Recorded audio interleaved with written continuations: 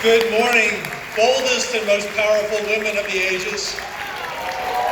Thank you for inviting me to be with you. I want to tell you two stories of two Clara Beyers. One born in 1892, the other born in 1992. The first Clara Beyer, my grandmother, lived on Spring Hill Farm, just less than 2 miles from here. And among her friends were Henrietta and Julia Eggleston, sisters, who lived in an old sharecropper house right on Spring Hill Road. I visited that home many times as a child. Clara, though, was born, raised, educated in California, and was dismayed to learn that the sisters had never voted in their Virginia homeland. Of course, they were black. In the 1950s in Virginia, the Byrd machine relied on 10% voter turnout, and they kept the vote suppressed by literacy tests, by poll taxes, and a general hostility to other people participating. So Henrietta told Clara that she had always paid her poll taxes, but was never able to get a receipt.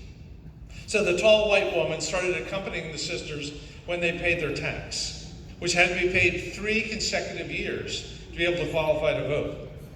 Clara was also there when the voter registrar came to the house to administer the literacy test, which was reading from the King James Bible. They did fine, of course, with their white witness. And on the subsequent voting day, Henrietta turned to vote, and she was turned away, despite the receipts, for no reason other than the color of her skin. Angry, strong, quite dominant, my grandmother accompanied her back that day to the polling station and dared the Byrd machine to stop her from voting. That was the year they burned a cross on the lawn of her farm on Spring Hill Road. So jump forward 60 years. The younger Clara Beyer, my daughter, graduates with honors with a degree in linguistics and many offers to serve pizza.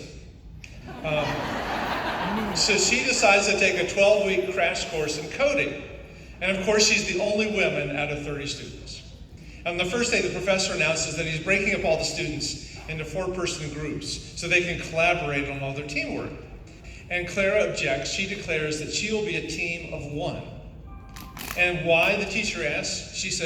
Clara says, I've been in this movie before. I will do all the work. The boys will take all the credit.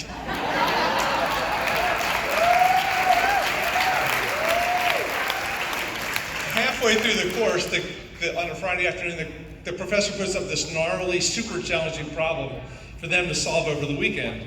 And only one person on Monday submits the correct answer. And he asks Clara to put her solution on the blackboard. And he looks at it, completely mystified, and says, I never thought about doing it that way before.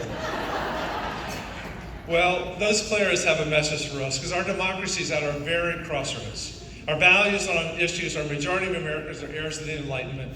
We're committed to freedom, equality, justice, compassion.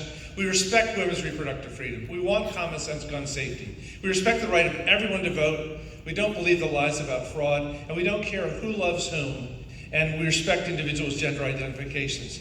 But our practical politics is almost evenly divided. The people are in the right place, but our General Assembly is 21-19, 52-48. I'm going to 22-2-13, Senate's 51-14.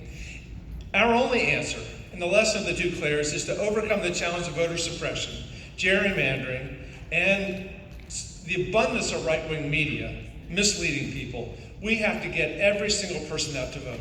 If everyone votes, we win every single race, even in Southwest Virginia. The natural voters will vote. But it's doing the hard work of voter registration and voter turnout that's going to make the difference. So I celebrate these incredible badass women. Keep making it happen, and thank you very much.